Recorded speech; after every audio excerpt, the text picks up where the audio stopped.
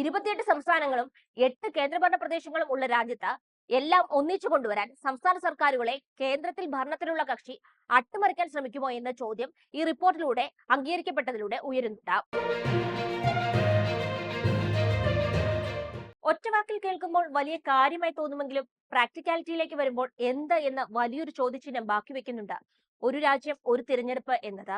എങ്ങനെ ഇത് പ്രാവർത്തികമാക്കുമെന്ന ചോദ്യം ഉയരുമ്പോൾ സംസ്ഥാന സർക്കാരുകൾ പിരിച്ചുവിടുമോ, 5 വർഷം എന്ന കാലം വെട്ടിച്ചുരുക്കുമോ എന്ന് തുടങ്ങി ഒട്ടനവധി ചോദ്യങ്ങൾ ഉയരുന്നുണ്ട്.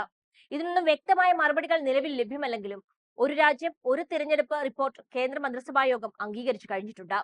പ്രതിപക്ഷ പാർട്ടികളുടെ എതിർപ്പിനെ തൃണവൽഗണിച്ചാണ് മോദി സർക്കാർ വീണ്ടും ഒരു തീരുമാനം മന്ത്രിസഭാ യോഗത്തിൽ പാസാക്കിയിരിക്കുന്നത്. കോൺഗ്രസ് ഉൾപ്പെടെ 15 പാർട്ടികൾ ഒരു രാഷ്ട്രം ഒരു തിരഞ്ഞെടുപ്പ് പ്രമേയത്തെ എതിർത്ത് ശബ്ദമുയർത്തുമ്പോഴാണ് ഏകപക്ഷീയ തീരുമാനം മോദി മന്ത്രിസഭ അംഗീകരിച്ചിരിക്കുന്നത്. മുൻ രാഷ്ട്രപതി രാംനാഥ് കോവിന്ദ് അധ്യക്ഷനായ സമിതി സമർപ്പിച്ച റിപ്പോർട്ട് അംഗീകരിച്ചുകൊണ്ടാണ് മന്ത്രിസഭാ തീരുമാനം. പാർലമെന്റിന്റെ ശീതകാല സമ്മേളനത്തിൽ ബിൽ അവതരിപ്പിക്കാനും കേന്ദ്ര സർക്കാർ തീരുമാനിച്ചിട്ടുണ്ട്. ലോക്സഭ, നിയമസഭാ തെരഞ്ഞെടുപ്പുകൾ ഒരുമിച്ച് നടത്തുക എന്നതാണ് വൺ നേഷൻ വൺ ഇലക്ഷൻ പദ്ധതി കൊണ്ട് ഉദ്ദേശിക്കുന്നത്. ലോക്സഭാ, നിയമസഭാ തെരഞ്ഞെടുപ്പിന് പിന്നാലെ നഗര പഞ്ചായത്ത് തെരഞ്ഞെടുപ്പുകൾ 100 ദിവസത്തിനകം നടത്തണമെന്നും റിപ്പോർട്ടിലുണ്ട്. ഇത് സംബന്ധിച്ച മുൻ രാഷ്ട്രപതി രാംനാഥ് കോവിന്ദ് അധ്യക്ഷനായ ഉന്നതാധികാര സമിതി കഴിഞ്ഞ മാർച്ചിൽ പഠനം നടത്തി റിപ്പോർട്ട് സമർപ്പിച്ചിരുന്നു. രാജ്യത്ത് ചില സംസ്ഥാനങ്ങളിൽ തിരഞ്ഞെടുപ്പ് നടക്കുന്ന വേളയിൽ ഈ റിപ്പോർട്ട് ക്യാബിനറ്റ് ചേർന്ന് അംഗീകരിച്ചതും പലരും സംശയനിഴലിലാണ് കാണുന്നത്. 2029 മുതൽ ഒരേ സമയം തിരഞ്ഞെടുപ്പുകൾ നടത്തണമെന്ന ഏകകണ്ഠമായ അഭിപ്രായം ഉന്നതാധികാര സമിതിയിൽ ഉണ്ടായി എന്നാണ് കമ്മിറ്റി അംഗങ്ങൾ പറയുന്നത്.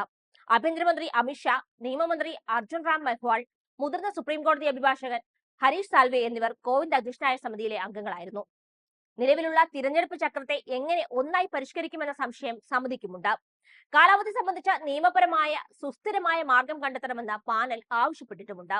ആർക്കും ഭൂരിപക്ഷം ലഭിക്കാത്ത ത്രിശങ്കു സഭ വരികയോ അവിശ്വാസ പ്രമേയത്തിലൂടെ സർക്കാർ പുറത്താവുകയോ ചെയ്താൽ ഇടക്കാല തെരഞ്ഞെടുപ്പ് നടത്തണമെന്നും, എന്നാൽ തുടർന്ന് തെരഞ്ഞെടുക്കപ്പെടുന്ന സർക്കാരിന് അടുത്ത പൊതു തിരഞ്ഞെടുപ്പ് വരെ മാത്രമാകും കാലാവധി എന്നും ചൂണ്ടിക്കാണിച്ച ഒരു നിർദ്ദേശം കൂടി സമിതിയുടേതായുണ്ട്. അതായത് 28 സംസ്ഥാനങ്ങളും 8 കേന്ദ്രഭരണ പ്രദേശങ്ങളും ഉള്ള രാജ്യത്ത് എല്ലാം ഒന്നിച്ചു കൊണ്ടുവരാൻ സംസ്ഥാന സർക്കാരുകളെ കേന്ദ്രത്തിൽ ഭരണത്തിലുള്ള കക്ഷി അട്ടിമറിക്കാൻ ശ്രമിക്കുമോ എന്ന ചോദ്യം ഈ റിപ്പോർട്ടിലൂടെ അംഗീകരിക്കപ്പെട്ടതിലൂടെ ഉയരുന്നുണ്ട്. ലോക്സഭയിലേക്കും നിയമസഭകളിലേക്കും ഒന്നിച്ച് തിരഞ്ഞെടുപ്പ് നടത്താൻ സംസ്ഥാനങ്ങളുടെ അനുമതി വേണ്ടെന്ന് വ്യക്തമാക്കി ഇതിനാവശ്യമായ ഭരണഘടനാ ഭേദഗതികൾ രാംനാഥ് കോവിന്ദ് അധ്യക്ഷനായ സമിതി നിർദ്ദേശിച്ചിട്ടുണ്ട്. തദ്ദേശ തെരഞ്ഞെടുപ്പിന് സംസ്ഥാന നിയമസഭകളുടെ അനുമതി വേണമെന്നും 18,626 പേജുള്ള റിപ്പോർട്ടിലുണ്ട്. ഭരണകക്ഷിയായ ഭാരതീയ ജനതാ പാർട്ടിയുടെ 2019ലെയും 2024ലെയും പൊതു തെരഞ്ഞെടുപ്പുകളിലെ പ്രകടന പത്രികയിലെ വാഗ്ദാനമായിരുന്നു ഒരു രാഷ്ട്രം ഒരു തിരഞ്ഞെടുപ്പ് എന്നത്.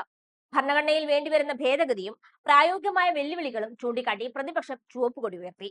പുതിയ റൗണ്ട് തിരഞ്ഞെടുപ്പിനായി പ്രതിപക്ഷ സർക്കാരുകളുള്ള സംസ്ഥാനങ്ങളെ വെട്ടുമെന്ന് പ്രതിപക്ഷം ആശങ്കപ്പെടുന്നു.